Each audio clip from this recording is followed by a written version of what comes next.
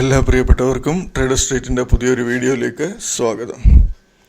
ഇന്ന് Friday market നല്ല രീതി ഡൗൺ ഓപ്പൺ വന്നതിന് ശേഷം തിരിച്ച് മാർക്കറ്റ് നല്ല രീതി കയറി വരികയായിരുന്നു. നിഫ്റ്റി നമുക്ക് ശ്രദ്ധിക്കാം. നിഫ്റ്റിയിൽ നോക്കിയാൽ മതി, നല്ല രീതിയിലൊരു സപ്പോർട്ട് 1 അവിടെ ഇത് ജസ്റ്റ് ടച്ച് ചെയ്തു തിരിച്ച് കയറി. പിന്നെ ആ റേഞ്ച് വന്നിട്ടേ ഇല്ല. പിന്നെ വൺ സൈഡ് മുകളിലോട്ട് കയറ്റാണ്. ഇന്നലത്തെ ക്ലോസിങ്ങിന് ഏകദേശം അടുത്ത് തന്നെയാണ് മാർക്കറ്റ് ക്ലോസ് ആയിട്ടുള്ളത്. അതായത് ഇവിടെ കണ്ടില്ലേ, നിഫ്റ്റി 0 കാണിക്കുന്നത്, അതായത് ഫ്ലാറ്റ് ക്ലോസിങ് ആണ് വന്നിരിക്കുന്നത്. ബാങ്ക് നിഫ്റ്റി 1% അടുത്ത് നല്ല മൂവ്മെൻറ്റ് കൊടുത്തിട്ടുണ്ട്. അതുകൊണ്ടാണ് മാർക്കറ്റ് എത്രയും പിടിക്കുന്നതെന്ന് തോന്നുന്നു. മിഡ് ക്യാപ്പിലും നല്ല മൂവ്മെൻറ്റ് ഉണ്ടായിരുന്നു. മിഡ് ക്യാപ്പ് ഇൻഡെക്സ് ഇപ്പം റീസെൻ്റ്ലി നല്ല രീതിയിൽ താഴെ പോയിട്ട് തിരിച്ച് കയറിയിട്ടുണ്ട്. ഡേ ചാർട്ട് നോക്കാമെങ്കിൽ നമുക്ക് മനസ്സിലാകും. ഡേ ചാർട്ട് കണ്ടില്ലേ, ഇവിടം വരെ ഇവിടുന്ന് നല്ലൊരു ഡൗൺ ട്രെൻഡ് പോയി. അതിനുശേഷം വൺ സൈഡ് മൂവ്മെൻ്റ് ആയിരുന്നു മുകളിലോട്ട്.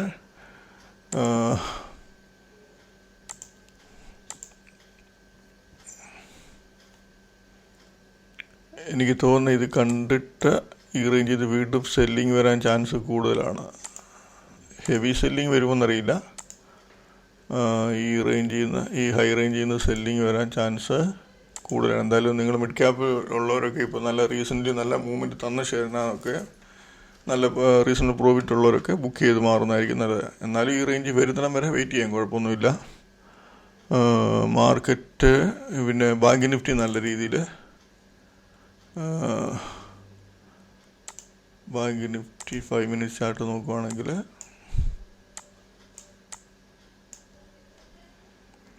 ഓപ്പണിങ് കുറച്ച് ഡൗൺ വന്ന് വൺ സൈഡ് മുകളിലോട്ട് കയറ്റമായിരുന്നു. ഇതിനകത്ത് മൂവ്മെൻറ്റ് ഇനിയും ബാക്കിയുണ്ട്. ബാങ്ക് നിഫ്റ്റിയിൽ മൂവ്മെൻറ്റ് ഇനിയും ബാക്കിയുണ്ട്. എൻ്റെ ഒരു കാൽക്കുലേഷനിൽ മാർക്കറ്റ് ഈ ഇലക്ഷന് മുന്നിൽ ഒരു പ്രാവശ്യം 50,000 റേഞ്ചിലോട്ട് പോകാൻ ചാൻസ് കൂടുതലാണ് ഈ ബാങ്ക് നിഫ്റ്റി.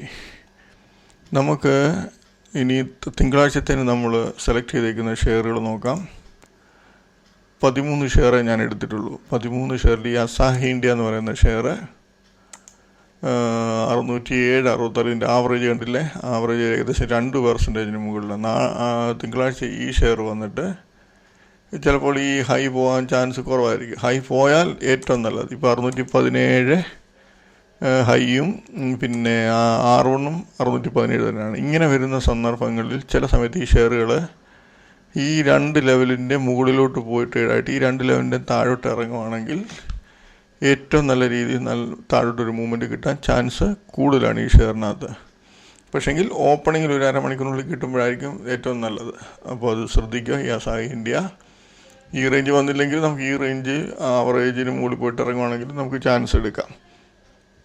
ഇന്നത്തെ ദിവസം നല്ല ഹെവി മൂവ്മെൻറ്റ് മുകളിലും താഴെയും ഒരു പിടിതരാത്ത മൂവ്മെൻറ്റ് തന്ന ഷെയറാണ് ഈ ഐനോക്സ് ഇന്ത്യ എന്ന് പറയുന്ന ഷെയർ.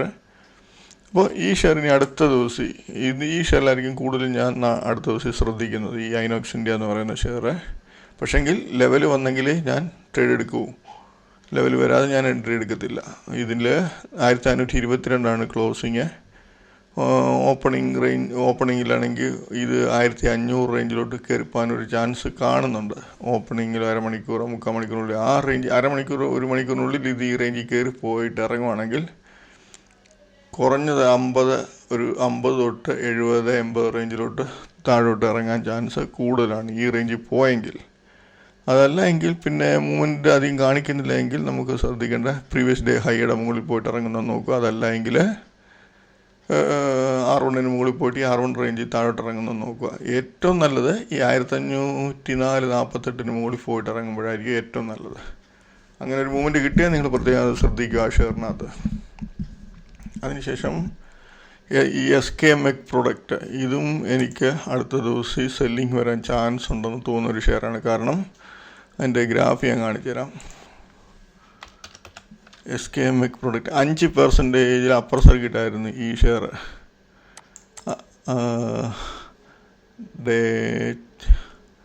ഡേ ചാർട്ട് നോക്കുമ്പോൾ ഇതൊന്ന് ഹൈഡ് ചെയ്ത് കാണിക്കാം.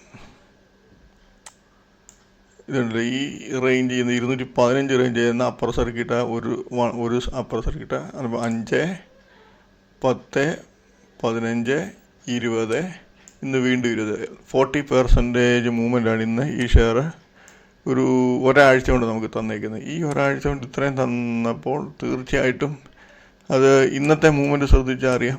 ഇന്നത്തെ മൂവ്മെൻറ്റ് കണ്ടില്ലേ, ഇതെൻ്റെ ഹൈ.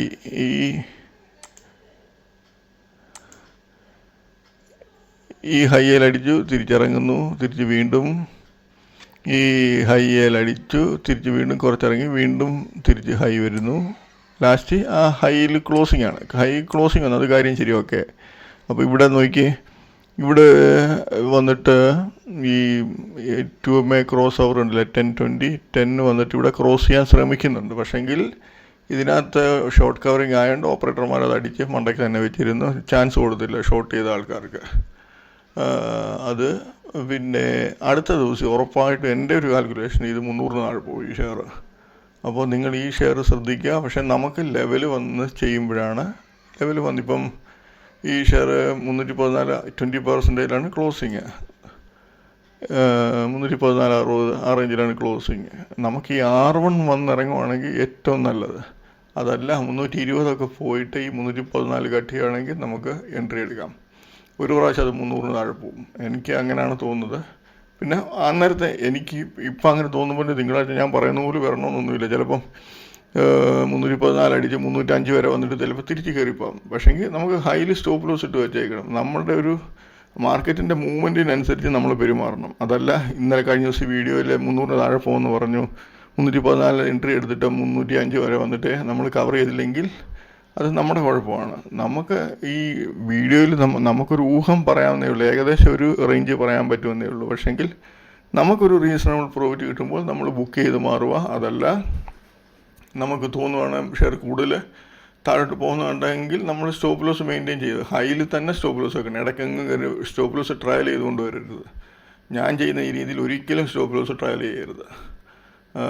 ഹൈയിൽ തന്നെ സ്റ്റോപ്പ് ലോസ് വെക്കുക, എന്നിട്ട് അതിൻ്റെ അനുസരിച്ച് ട്രേഡ് ചെയ്യുക. അപ്പോൾ ഞാൻ പറയുന്ന ഏറ്റവും മെയിനായിട്ട് ഞാൻ നോക്കുന്ന ഷെയർ ഒന്ന് ഐനോക്സ് ഇന്ത്യ, ഒന്ന് SKM എഗ് പ്രോഡക്റ്റ്, അതിനുശേഷം ഈ അസാൽ ഇന്ത്യ എന്ന് പറയുന്ന ഷെയർ ശ്രദ്ധിക്കണം. അസാൽ ഇന്ത്യ മൂവ്മെൻറ്റ് എനിക്ക് തോന്നുന്നു ചിലപ്പോൾ ഈ R1 റേഞ്ചിലോട്ട് കയറി വരാൻ ചാൻസ് കൂടുതൽ. എന്തായാലും ചാൻസ് വരുവാണെങ്കിൽ എടുക്കുക. അതല്ല 730, 32 റേഞ്ച് വന്നിട്ട് അല്ലെ 35 റേഞ്ച് വന്നിട്ട് 727 കട്ടിയാണെങ്കിൽ നമുക്ക് ചാൻസ് എടുക്കുക, ഈസിയായിട്ട് എടുക്കുക. അപ്പോൾ അവിടുത്തെ വോളിയങ്ങളൊക്കെ ഒന്ന് ശ്രദ്ധിച്ചാൽ മതി. വോളിയം കൂടുതലായിട്ട് കയറുന്നുണ്ടോ എന്നൊക്കെ ശ്രദ്ധിക്കണം.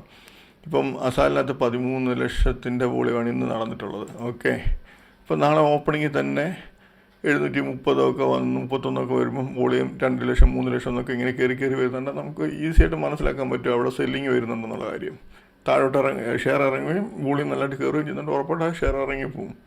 എപ്പോഴും നമ്മൾ വോളിയം ശ്രദ്ധിക്കണം. ഞാൻ ഇതിന് മുന്നേ വോളിയം പ്രൊഫൈലിൻ്റെ വീഡിയോ ചെയ്തിട്ടുണ്ട്. അത് നോക്കി അതിനകത്തോട്ട് നോക്കി നമുക്ക് മനസ്സിലാക്കാൻ പറ്റും ഏത് റേഞ്ചിലാണ് ഏറ്റവും നല്ല വോളിയം നടന്നിട്ടുള്ളതെന്ന്. അത് നോക്കാൻ അറിയാവുന്നവർ പോയി നോക്കി അത് മനസ്സിലാക്കി പഠിക്കുക. പിന്നീട് ഇതിനകത്തെല്ലാം ഷോർട്ട് സെല്ലിംഗ് ആണ് ഞാൻ പറയുന്നത്, അത് എല്ലാവരും ശ്രദ്ധിക്കണം. പുതിയതായിട്ട് വരുന്ന ആൾക്കാർ ശ്രദ്ധിക്കണം.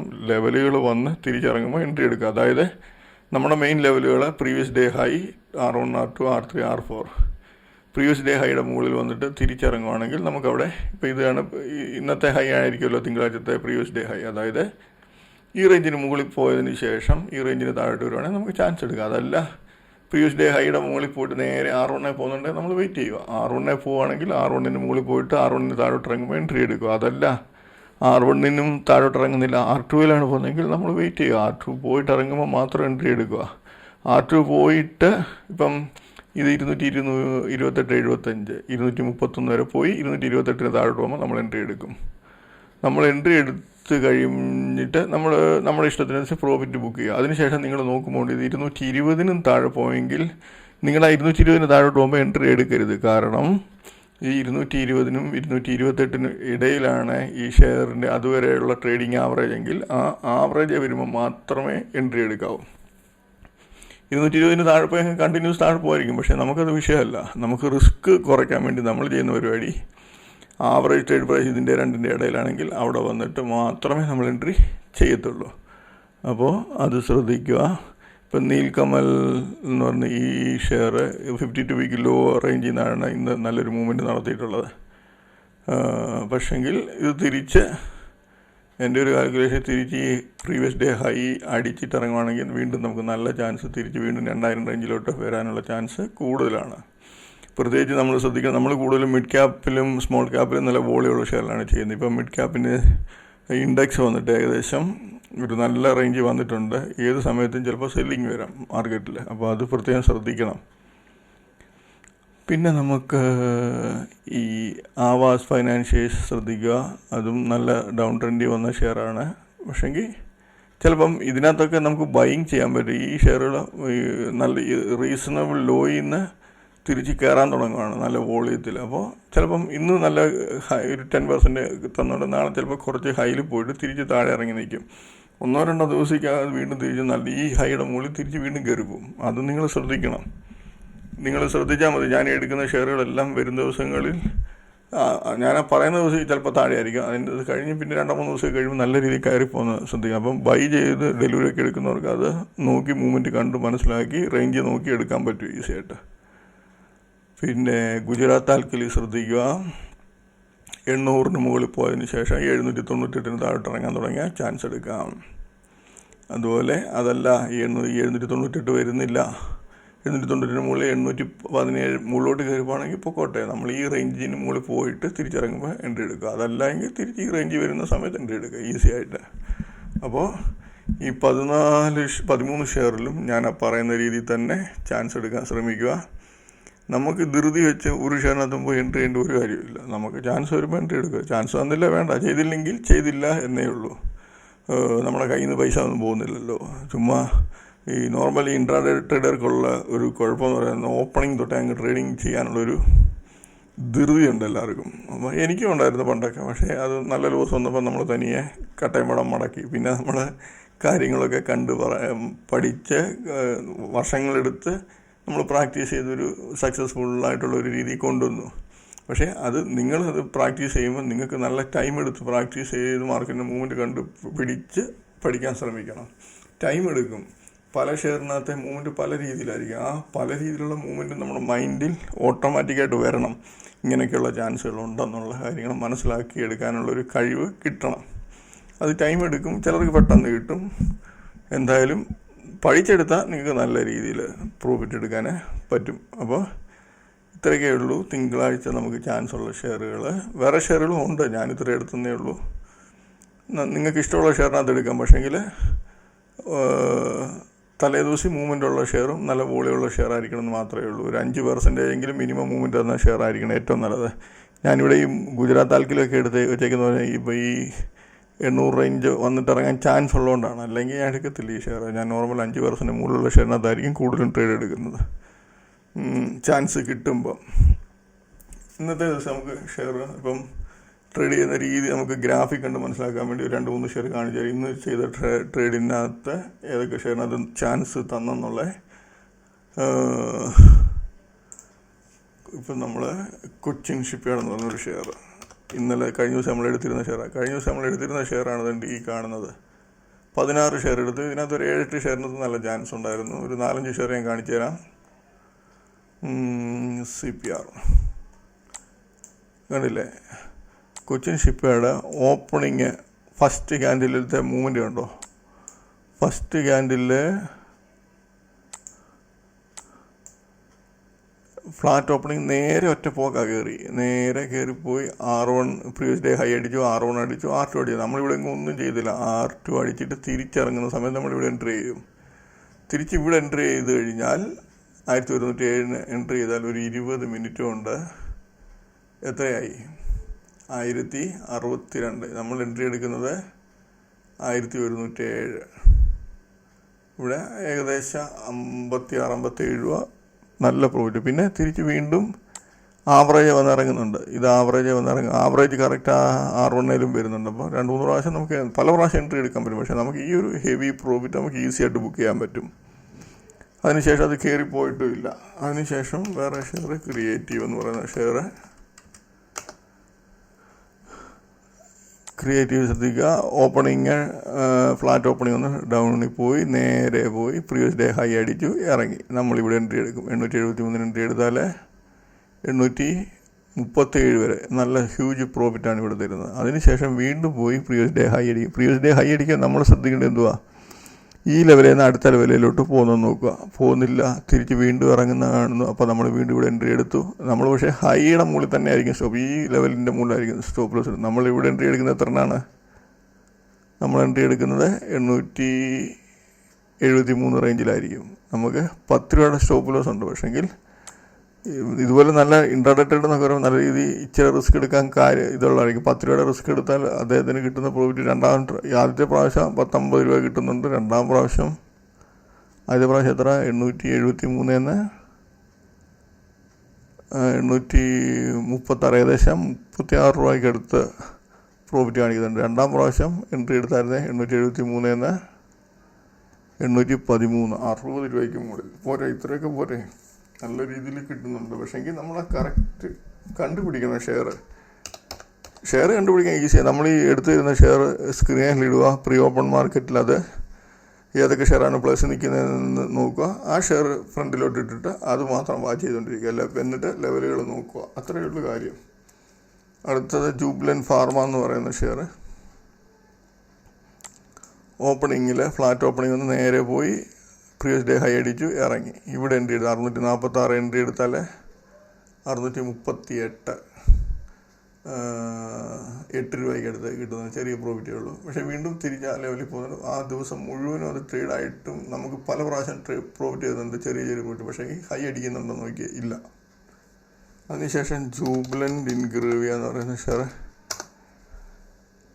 ഇത് നോക്കിയേ. ഈ ഷെയർ ഓപ്പണിങ് ഫ്ലാറ്റ് ആയിട്ട് ഓപ്പണിങ് ചെറുതായിട്ട് മൈനസ് പോയി നേരെ പോയി പ്രീവിയസ് ഡേ ഹൈ അടിച്ചു. അതിനുശേഷം ഇത് R1 അടിച്ചു, തിരിച്ചിറങ്ങി. നമ്മൾ ഈ റേഞ്ചിൽ എൻട്രി 498.7 എൻട്രി എടുത്താൽ നമുക്ക് 490 ലാസ്റ്റിലെ 488, 10 രൂപയ്ക്ക് അടുത്ത് ഏകദേശം പ്രോഫിറ്റ് കിട്ടുന്നുണ്ട്. അപ്പോൾ ഇങ്ങനെയാണ് നമ്മൾ ലെവലുകൾ കട്ട് ചെയ്യുമ്പോൾ മാത്രമാണ് നമ്മൾ എൻട്രി എടുക്കുന്നത്. അല്ലെങ്കിൽ നമ്മൾ അങ്ങനെ വിട്ടേക്കും. ലെവൽ കട്ട് ചെയ്യുമ്പോൾ എൻട്രി എടുക്കുക, ഹൈയുടെ മുകളിൽ കൊണ്ട് സ്റ്റോപ്പ് ലോസ് ഇടുക, കഴിഞ്ഞു. പക്ഷേ സ്റ്റോക്ക് സെലക്ട് ചെയ്യുമ്പോൾ തലേദിവസം നല്ല മൂവ്മെൻറ്റ് വന്നതും ഏറ്റവും നല്ലതായിട്ട് മൂവ്മെൻറ്റ് വന്ന ഷെയറിൽ ഒരു 10 ഷെയർ ക്വാണ്ടിറ്റി നല്ല രീതിയിൽ ട്രേഡായ ഷെയറുകൾ സെലക്ട് ചെയ്യുക. അതിൽ നിന്ന് ഞാനീ തരുന്ന ഷെയർ എടുക്കണമെന്നില്ല, നിങ്ങൾക്ക് ഇഷ്ടമുള്ള ഷെയറുകൾ എടുക്കാം. ഓക്കെ, അപ്പോൾ തിങ്കളാഴ്ച എല്ലാവർക്കും നല്ലൊരു പ്രോഫിറ്റബിൾ ഡേ ആയിരിക്കട്ടെ എന്ന് ആശംസിക്കുന്നു. ബൈ.